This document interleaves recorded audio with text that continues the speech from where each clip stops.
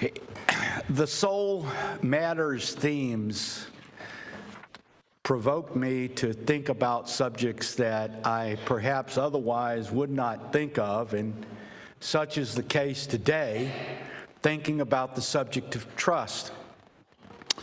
And it got me thinking about a series of experiences I had that brought to the surface of my life the question, who can I really trust? And what is trust? About 6 years ago, I had surgery in my right ear. I had been having chronic problems with hearing in my right ear for some time and infections. I talked to a doctor and then a specialist and so forth until I found myself talking to a specialist who wanted to do surgery on my right ear and replace one of the tiny bones in my inner ear, of which there's 3, with a titanium bone. And so I agreed to everything the doctor said. I had the procedure. I felt fine. It was done in a clinic setting rather than a large hospital setting. I went home. I felt fine for the first day and a half. And then towards the end of the second day, I felt very stricken. I laid down. I slept. I did nothing but sleep. I ran a fever. I felt I was knocking on death's door.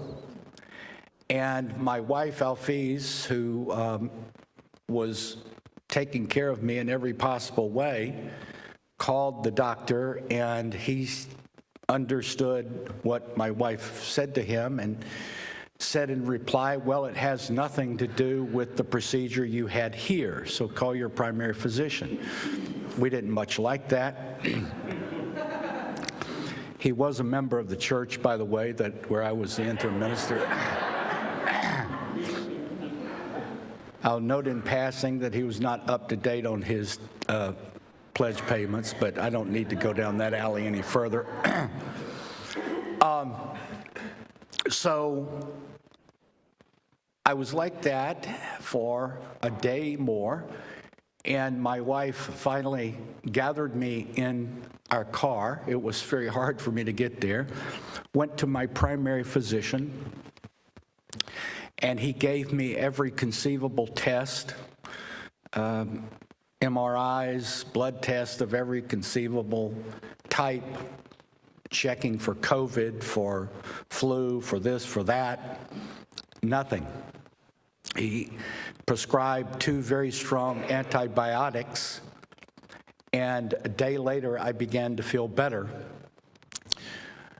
We knew at the time, my wife and I still know her, a woman who was the CEO of a hospital system in the city in which we were living at the time. We told her about this story, and she said, oh yeah, people come to the hospital all the time and catch illnesses that nobody knows the name of and what they are, and it's just part of what happens, and she related a story of that happening to her. The whole experience made me think carefully about why and how and under what conditions I would subject myself to serious medical care in the future. Last summer, I was, as you know, diagnosed with prostate cancer. Fortunately, my doctors, as of very recently, have pronounced that I'm cancer-free, so I'm happy to say that. Due to the skill of my doctors and so forth. This time, when I had that diagnosis, I was determined to do my homework carefully and to deal with this issue as my recent experience had almost driven me to do. I went and talked to 7 different doctors at 3 major medical centers. I had a list of well-thought-out questions that my wife and I had composed based on research. I already knew that every single doctor I talked to had a very high degree of expertise, and indeed some, in the cases of some, renown in their specialties. What I was looking for is new information and the evocation of something called trust. One of these doctors, a doctor at Sloan Kettering in New York City, stood out to me as stimulating the highest degree of trust. Let me try to describe what I felt and thought as I talked to him on that particular day, which evoked in me the feeling of deep trust. This doctor communicated to me in word and body language the following: I am fully present with you here, right now. Ask me anything and be assured that I will answer truthfully and directly. I understand that you are anxious and afraid, but it doesn't help if I am that way too. I am not trying to win your attention or favor. I am not trying to sell you something.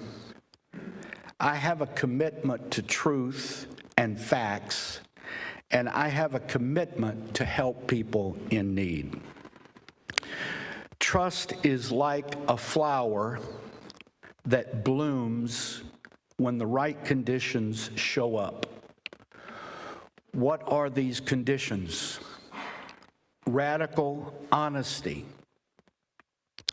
transparency, nothing is being hidden, the absence of trying to please, impress, or flatter, the conviction and belief that the other person has your well-being at heart. Trust occurs when people, I think, have a solid and unquestionable commitment to some shared values that transcend selfishness and unite people across all barriers. Trust is what blooms when all these things happen together. I'd like to ask you some questions, if I might. Has trusting people got easier or harder as you have grown older? At what stage in life were you most trustworthy? At what stage in life were you least trustworthy? Do you regret the time that you were too scared to trust the unknown and to take a leap of faith? Have you ever trusted the unknown and regretted it?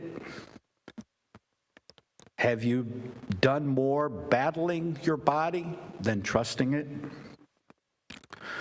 What would happen if you trusted life more? When did trust in the universe show up in your life? Is there anything about that moment that might help you navigate your life right now? When did trust in the universe leave your life, if it did? If it did leave, do you ever feel a longing for it to return? Is it time to start trusting yourself more fully again? What would happen if you trusted life enough to let go of all that you cannot change? What has your life partner taught you about trust? How would life be changed if you stopped believing that people cannot be trusted? What have you learned about trusting grief rather than resisting it? A core task, I think, of any congregation is to develop circles of trust. And I say circles because trust is not something that can be magically generated on a global, group-wide level instantaneously. Trust is something that is nurtured between people and hopefully grows beyond the circle where it blooms. More than one person has said that trust is the coin of the realm, which is to say, the indispensable element by which everything is possible. I have served in congregations in which trust has been broken. And I can tell you that it is a very difficult thing to restore trust once it is broken. I think that one of the greatest gifts of this congregation is that it is a place of trust. It is a place where trust is allowed to flourish and trust is permitted and invited and assumed. We can think about trust as appearing in our life in three dimensions, which are all interconnected. The first is trust in ourselves. So few people, I think, really trust themselves.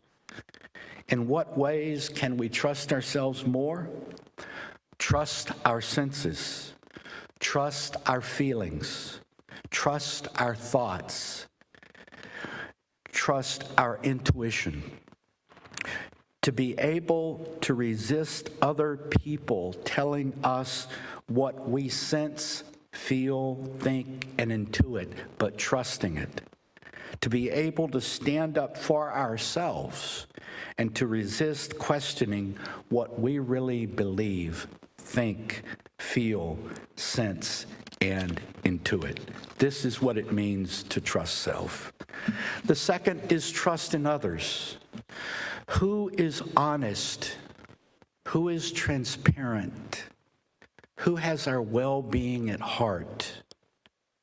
Think about the people you really trust, that you can trust, and go toward them more. The third type of trust is much more difficult to explain, and for that reason, I think, is avoided, especially by Unitarian Universalists, and that is something we could call trust in the universe. Trust in the universe is a metaphor for what is sometimes called a religious faith, a faith in things greater than ourselves, in things beyond our control, in things that are in a mystery that we cannot penetrate.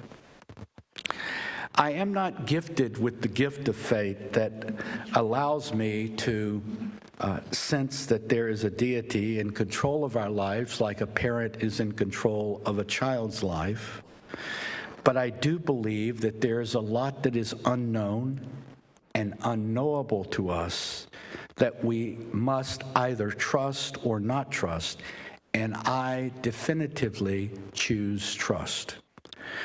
This mysterious world, our glorious earth, is part of a solar system, which is part of a galaxy, each galaxy having hundreds of billions of stars.